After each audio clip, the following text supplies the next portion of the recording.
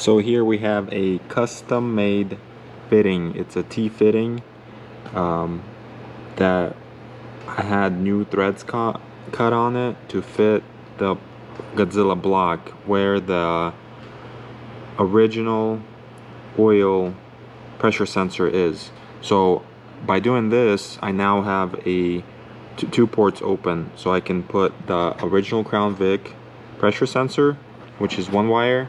Now I can connect that. That way the car's original PCM will read some oil pressure, hopefully. But most importantly, I want to hook up an actual gauge. One of these things. My tape is giving out. But so I want to hook that up and see. And so this is where the original oil pressure sensor is on the Godzilla engine. It's right behind the intake. So what I have to do is I have to lift the cab one more time and get to the back of the engine. So I completely removed the OEM Godzilla harness off the engine, so there's not much going on. Like, it's confusing me. There's too much wires up on the engine.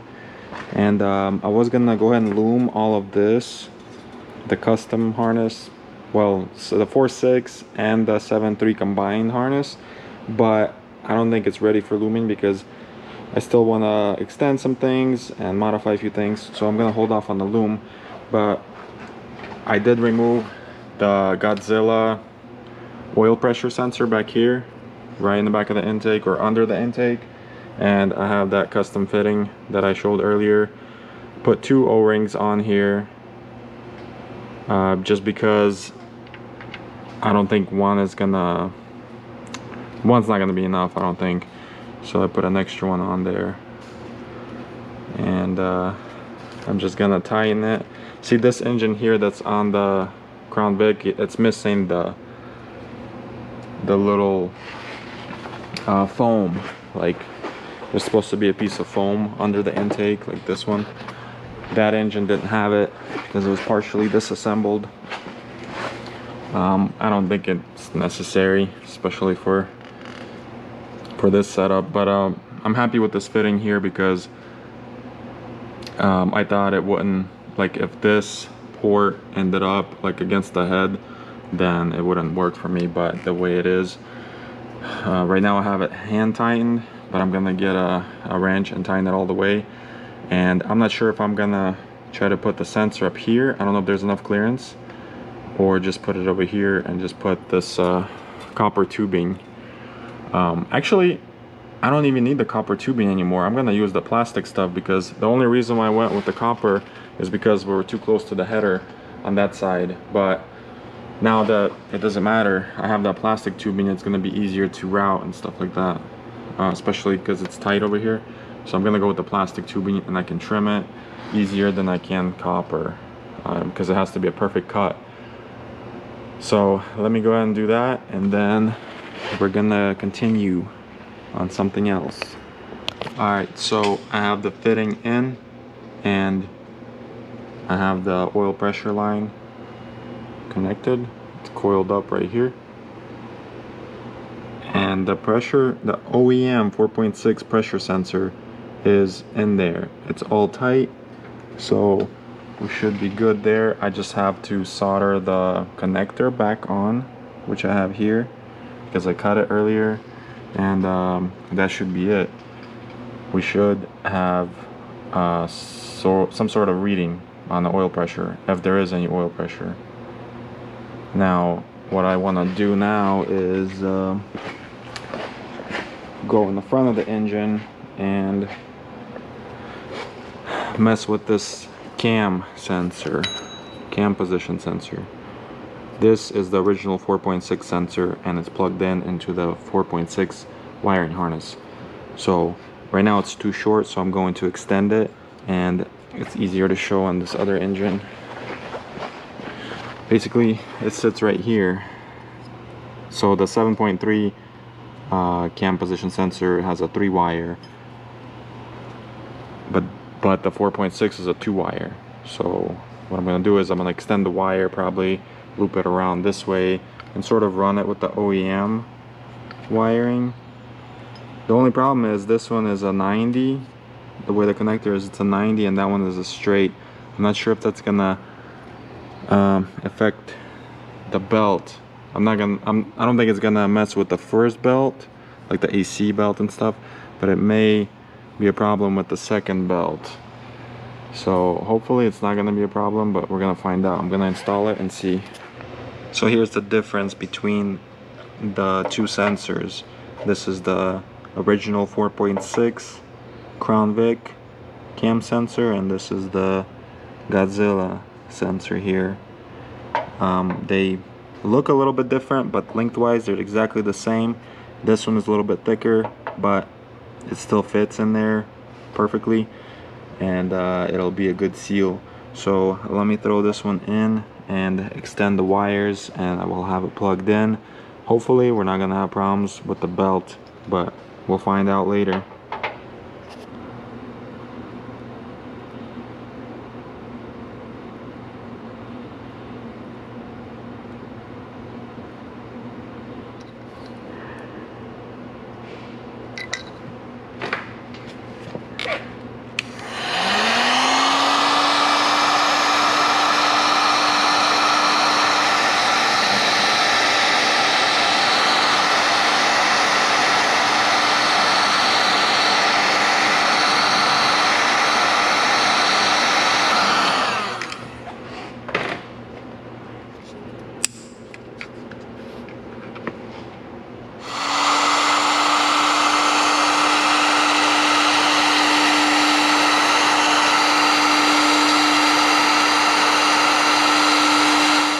Alright, so I have the cam position sensor off the 4.6 installed, and I have it extended.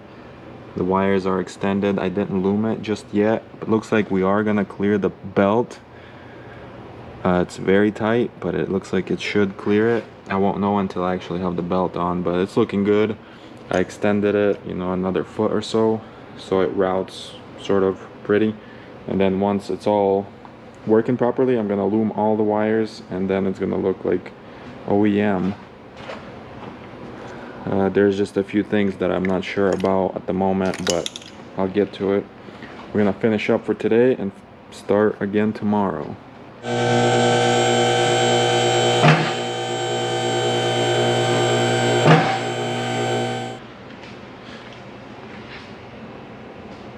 So I have a few minutes after work today to work on this swap once again. 7.3 Godzilla swap, 2009 Crown Vic. And what I'd like to do right now is clean up this wiring a little bit. I don't want to loom it just yet, but I do want to just clean it up and you know, solder what needs to be soldered, and sort of just wrap it together without loom, just to make it look better and sort of complete. And also I'd like to put the transmission mount back on and put the drive shaft back in, and go from there. And actually today I would like to go ahead and plug in this oil line that I have connected to the T earlier in this video, and hook it up to the gauge and go ahead and start it and see what kind of oil pressure I'm getting. Supposedly it should be full oil pressure from what I read in the comments. Some of you guys said that as long as my solenoid is not connected, which is this guy right here by the oil filter, which it is not, because I'm running it on a stock 2009 Crown Vic PCM, so it's not plugged into anything. So from what I read, some of you guys said, is I will have full oil pressure if this solenoid is not connected. So as of right now, I'm gonna hold off on blocking off the VCT, because I don't think that's gonna help me anything or much. So we'll see how it goes. So let's get this wiring cleaned up a little bit.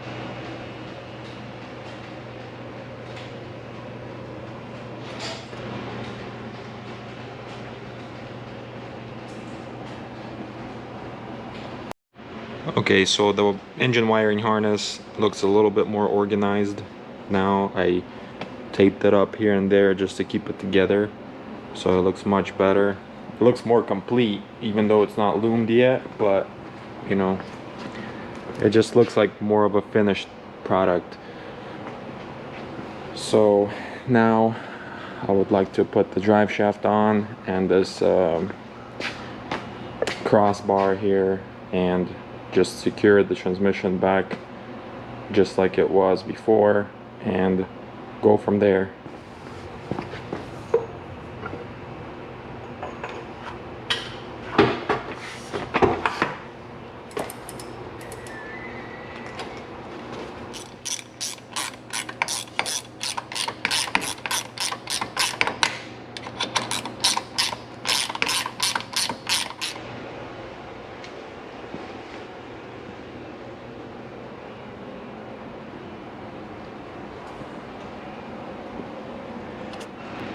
Drive shaft is back in, the cross frame is back on, transmission secured once again. I don't know, for the 5th time or whatever, lost track of count. But I just took a little bit of metal off of this header here, just to give it just a little bit more clearance for the steering rod. And also up here on the steering column, I took a little bit off as well and just sort of rounded it off more, just to give it more clearance. And I made like a custom bolt that is gonna be like slim and flushed. So hopefully that helps a little bit, because as you could see before, I had a problem where it was just right up against the header. So if I could get just a little bit of clearance just for now before I come up with a better solution, that'll be perfect. And so now I'm gonna lower the body, connect that oil pressure line to the gauge, and give it a start and see how it does. We'll see what kind of oil pressure we show now.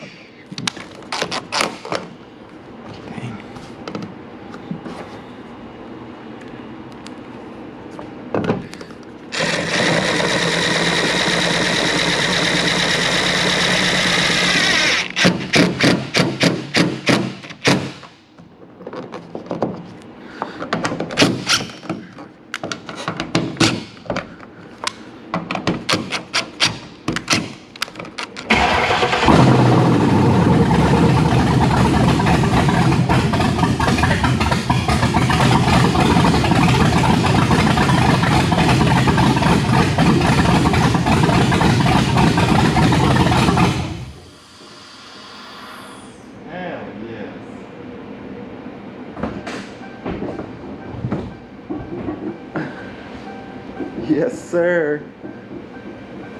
We got oil pressure. I seen that thing go up to like 75 or something at idle. Not bad. So now I feel much better. I should have just tapped in right away.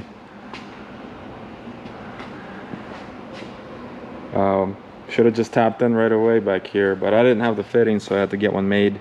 So now I actually have the T, as you can see in the video, at the beginning of the video. I have a T and I have the OEM oil pressure sensor connected that was originally on a 4.6 in this car. So now the PCM should be happy because it actually reads oil pressure as well.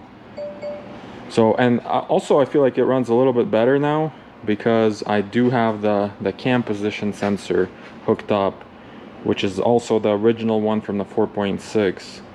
So as you can see, when I started it, it kind of ran rough, but then it kind of started clearing up. So I wonder if that helps. Maybe it doesn't, maybe it does, I don't know. I ran it a little bit longer this time than usual because I saw that the oil pressure was going up, so I felt pretty safe. I'll give it a few minutes and then I'll start it again and maybe let it idle some more. But in the next video, what I'm gonna do is I'm gonna put the belts on and connect the coolant and everything like that, just so I can just let it idle for as long as I want, and hopefully start messing with the tune here shortly. I'm no tuner, I never tuned anything in my life, so this is gonna be all new to me. I do have a few people that are, I'm hoping they're gonna help me out here and there, and we'll get this thing drivable as soon as possible. So let me start it one more time and see what happens.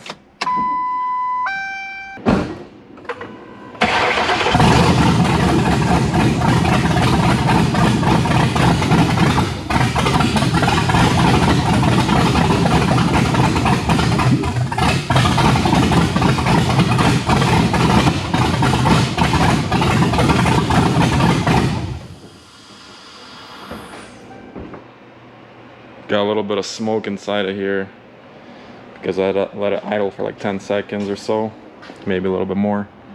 But I'm excited to see that there's oil pressure. So at this point, I'm not gonna mess with the VCT at all, because the only reason why I wanted to do that is because of the oil pressure, and I guess I got some wrong information. And this research was done months ago, so a lot of people already know more about these engines, and I'm able to look up more stuff, because when I started this, the engine just basically went into production. So there's more and more info on these engines, and I mean, it's fun. I try to rev it. I don't know if you could tell in the video, but I try to rev it, like I gave it some throttle, and it seems like it's just like flooding the engine. So just keep in mind that this is the 4.6 throttle body, and it is communicating with the pedal because it's original for the car. So I'm guessing what happens is it's just you know, it's a bigger engine, it's pouring more fuel, something's not happy. So kind of wish I still had the original engine, but I may be able to find some 4.6 injectors upstairs. I'm curious to see if I swapped out the injectors to the original 4.6, if I would get a better idle and things like that, just for, you know, just to know for future. But I'm just surprised that it is actually idling, you know, on its own. And I gotta say, it doesn't idle bad. It just, when I give it throttle, it floods it. So one step at a time. I do want to try and see. Right now I don't have any transmission fluid because I spilled a lot of it and I never bought any, so I want to get some transmission fluid and top it off. And then I do have the drive shaft in, so I'll just connect the shift cable, and I do want to see if this thing will move forward or backward and things like that, because that would be a huge plus. Like if it goes forward a couple inches, to me that's already run and drive, and you know, that's another huge step. And also I want to just assemble everything here, put both belts on, put the fan back in, connect the coolant, which the only thing I need to still not figure out, but get the proper hoses for the heater core, because you know, the sizes are a little bit different from original, and I'm gonna get some extended hoses here. Everything for the AC should connect. It will be a little bit tight, but it should reach no problem. And so yeah, just both belts on. I still need to get the proper nut for this because I got the wrong one. The alternator will be connected just like that, and the original 4.6 wire actually reaches. It's a little bit tight, but I think if I turn this a little bit, give it more slack, it will actually reach. So well, if I have the coolant and I have the alternator hooked up, technically I need to get some power steering fluid as well. Technically it's gonna be like you can idle it for as long as you want, and at that point I'm gonna start working on the exhaust. I'm not sure if I'm going to take it to an exhaust shop or just buy some piping and just start welding it up. I've never built an exhaust, so it would be fun to try. I just don't want to waste time at the moment, and because I just want to get this thing drivable, and drivable enough to where I can put it on a dyno, which I still haven't set up. I need to set that thing up. But as far as the exhaust exit, I already have an idea, and I think it's gonna look really good if it works like I plan. But it smells like race car in here now because of all the smoke. I like that smell. It's like firecrackers. But the gauge location is just I found this pod laying around that we used for prototyping like 10 years ago. It does have a hole in it, but I screwed it on right there, and I have enough slack of that hose in there, so when I actually close the hood, it just sort of goes into place here. I just probably shouldn't use the wipers because it's just gonna catch that hose. But all right, I guess it's gonna be it for this video. Hopefully in the next one I'm gonna get a lot more things done. With work and stuff, I just haven't had time to work on this thing because you know, I'm either missing parts or don't have time, stuff like that. So yeah, like I said, hopefully we'll get more stuff done on the next one, so stay tuned. Later.